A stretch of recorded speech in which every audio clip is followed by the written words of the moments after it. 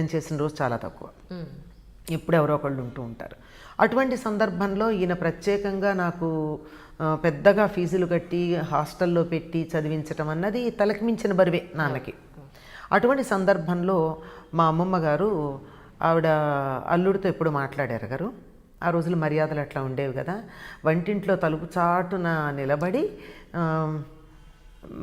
మా జనార్దన్ అంటే మా మూడో మావయ్య, వాడు విజయవాడలో ఉద్యోగం చేస్తున్నాడు, అనంత చదువు అయ్యేదాకా నేను వాడి దగ్గరుండి నేను దాన్ని నా దగ్గర పెట్టుకుని చదివించుకుంటాను అని చెప్పారు. ఇంకా మా నాన్నగారు అనలేని పరిస్థితి, నేనేమో చదువుకుంటానని పేచీ పెడుతున్నా. అటువంటి సందర్భంలో ఇలా అనలేని పరిస్థితిలో ఉండగా మా నాన్నగారికి కలలో మా తాతగారు అంటే మా నాన్నగారి తండ్రి, నేను ఎక్కువ కాలం ఆయన దగ్గర పెరిగాను మా నాన్నగారి దగ్గర కన్నా. ఆయన ఎంత గారాబం చేసేవారంటే అంత దూరంలో ఉన్న ఎలిమెంటరీ స్కూల్కి నేను పెడితే కాలికి వాన పడితే కాలికి మట్టి అవుతుందని ఎత్తుకుని తీసుకొచ్చేవారు. అది ఒకప్పుడు అంతటి గారాబం నడిచిన పద్ధతి అన్నమాట. అయితే ఆయన కల్లో కనిపించారట మా నాన్నగారికి. కనిపించి 2 రూపాయల బండిల్ అంటే 100 కాగితాలు 2 రూపాయలు అయితే ఎంత ఉంటాయి, 200 కదా. అది మా నాన్నగారి మొహాన గిరాటేసి ఏం డబ్బు లేక చదివించవా అని చెప్పేసి కనపడలేదు ఆయనకి. మా నాన్నగారికి కొంచెం బాధ అనిపించింది. ఇదేమిటి చదువుకుంటానంటుంది, వాళ్ళ బాబాయ్ అనేవారు ఆయన. బాబాయ్య కనిపించారు నాకు, కనిపించి ఇట్లా డబ్బు మొహాన కొట్టారు, నేను డబ్బు లేక చదివించట్లేదని అనుకుంటున్నారా, తర్వాత నేను ఇబ్బంది పడతాను ఆలోచిస్తున్నాను అనుకుంటున్నారట. అనుకుంటే మా పక్క ఉన్నటువంటి ఆయన కొంచెం ఎక్కువ మోతుబర్రి రైతు అనమాట. ఆయన పిలిచి ఒక రకంగా పెద్ద మా మధ్య సయోధ్య ఉండాల్సిన అవసరం లేని పరిస్థితి, కానీ పిలిచి మాస్టారు పాపమ్మని మీరంటే పెద్ద పిల్లల్ని పల్లెటూళ్ళు అలాగే చదివించడానికి వెనకాడుతున్నారని విన్నాను. అయ్యో అమ్మాయి మన జిల్లాకి ఫస్ట్ వచ్చింది కదా, అమ్మాయిని చదివించకుండా ఎట్లా, పంటల్లో ఇద్దరు కానిలేండి అని చెప్పి ఈ 200 బండిలు మా నాన్నగారికి ఇచ్చారట ఆయన అప్పుగా. ఈ కల్లో మా తాతగారు చూపించింది ఏదైతే ఉందో అది ఎగ్జాక్ట్గా అదే 2 రూపాయల బండిలు కొత్తది ఆయన మా నాన్నగారికి ఇవ్వండి. మా నాన్నగారు అడగలేదు, మనకు అప్పు అడగడానికి ఆత్మాభిమానం అడ్డు కదా. లేకపోతే వీళ్ళు వెళ్ళి కోఆపరేటివ్ బ్యాంకులోనే ఎక్కడో తెచ్చుకుంటారు, పిఎఫ్ డ్రా చేసుకుంటారు తప్ప అడగరు కదా.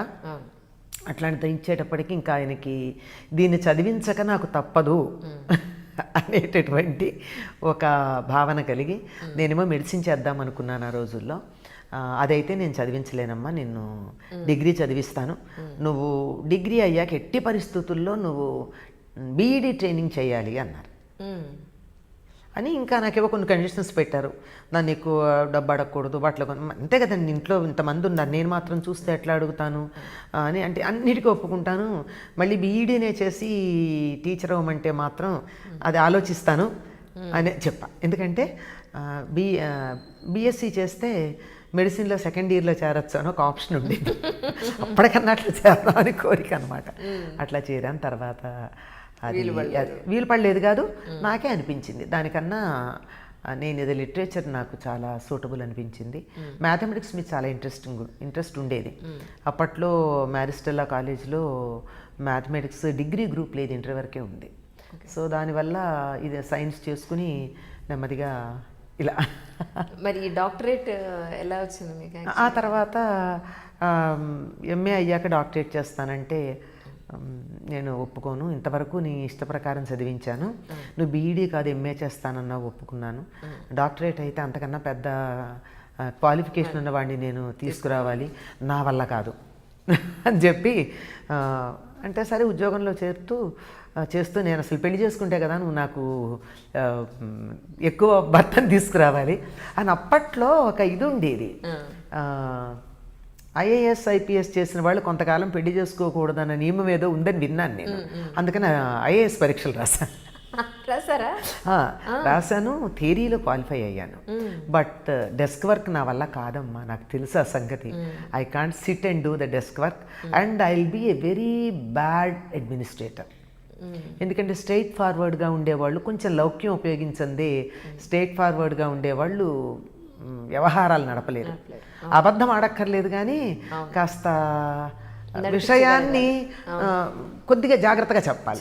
మనకేమో ముక్కుసూటిగా చెప్పడం అలవాటు. సో ఇది మన వల్ల కాదని ఊరికే సరదాగా అట్లా రాసి క్వాలిఫై అయ్యాం అనిపించుకుని, తెలుగు చేసిన వాళ్ళు ఐఏఎస్ అవరు అని ఆ రోజుల్లో ఎవరో వెక్కిరించడం, నాన్నగారేమో పెళ్లి చేస్తాననడం, ఈ రెండింటి మధ్య ఎందుకు వచ్చిందిలే అని చెప్పి అప్పుడు రాసి క్వాలిఫై అయ్యి కూడా I continue to be in my teaching profession. I love teaching, that's all. ఈనాటికి కూడా నేను మానలేను. నా వృత్తి ప్రవృత్తి కూడా టీచింగే. అదే. సో ఈ డాక్టరేట్ తర్వాత ఎప్పుడు చేశానంటే మ్యారేజ్ అయ్యాక చేసుకున్నాను. ఓహో, ఓకే ఓకే. మ్యారేజ్ విషయంలో కూడా ఇంకా తప్పని పరిస్థితుల్లో మా నాన్నగారు పంతం పట్టారు, నీకు చేస్తే తప్ప చెల్లెళ్ళకి చేయనని. ఇంకా అట్లాంటప్పుడు వాళ్ళకి నేను అడ్డు కాకూడదు అన్న భావంతో కనీసం పెళ్ళికొడుకు ఎవరు అన్నది కూడా నేను గమనించుకోలేదు. సరే మీ ఇష్టం అన్నా. ఇందుకు పెళ్లి చేసుకున్న తర్వాత నచ్చారా లేదా ఆయన మీద? నచ్చారు. ఇంకోటి, ఎందుకంటే నేను ఏది చేసినా ఏ క్షణానైతే నేను మా గురువు గారికి నేను ఆయన దగ్గర ఆయన గురువుగా అంగీకరించానో ఆ క్షణం నుంచి నేను పెద్దగా నా భవిష్యత్తు గురించి ఆలోచనలు నేను చేయలేదు, అప్పటికి ఇప్పటికీ కూడా.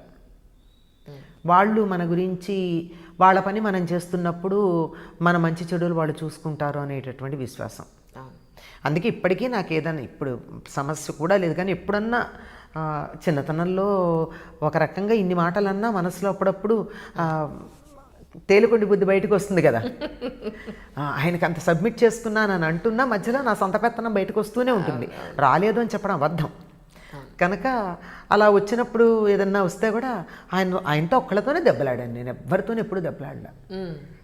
నాకెందుకు ఇట్లా చేశారు, నేను మీకు మీ చేతుల్లో నా భవిష్యత్తు పెట్టినప్పుడు నాకు ఇబ్బంది ఎందుకు కలిగించారు, ఆయన్ని అడిగాను తప్ప ఇంకెవరిని అడగల. నేను ఇంకెవరిని అడగలేదు, అడగను కూడా, అడగాల్సిన అవసరం లేదు.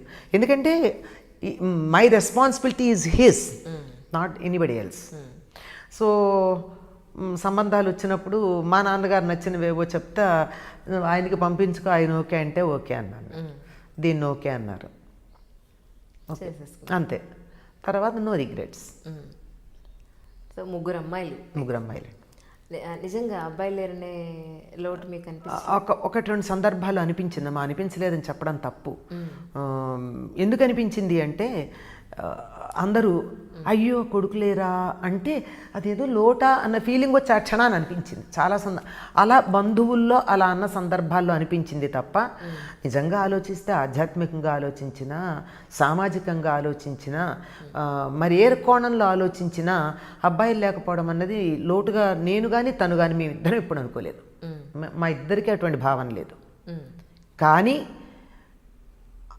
బాధపడిన సందర్భాలు ఉన్నాయి అన్నది, మగపిల్లల తల్లులకే మేము తాంబూలం ఇస్తాం, ఈ ఛానల్ ఎప్పుడన్నా ఇది వాళ్ళు చూస్తే మా బంధువుల్లో వాళ్ళు గుచ్చుకుంటే గుచ్చుకోవచ్చు కూడా, ఓ మగపిల్లలు లేరా నువ్వు రామా ముందుకి అని చెప్పి అవతల వాళ్ళని ముందుకు పిలవడం. తాంబూలం ఇవ్వడానికి అలా కూడా ఉంటుంది? అలా ఉంది కొన్ని సందర్భాల్లో, మనకి తెలియదు. నాకు తెలిసి ఏ పురాణంలోనూ ఏ శాస్త్రంలోనూ నేను చదివిన చదువులో ఎక్కడా లేదు. మరి ఏ చదువులో నేను చదివిన వరకు లేదు. నాకు తెలియనిది అంటే నేనే సర్వజ్ఞురాలని అనను, అంతకన్నా పైన చదివిన వాళ్ళు ఎవరైనా ఉంటే ఉండుండొచ్చు, వాళ్ళకు ఉద్యమం. అసలు అమ్మాయి పుట్టడం అబ్బాయి పుట్టడం అనేది ఆ ఆప్షనే విమెన్ బాడీలో లేదు. అది లేదు, దానికి మనమేం చేస్తాము? ఇక రాసి పెట్టుంది, రాసి పెట్టలేదు, వేరే సంగతి.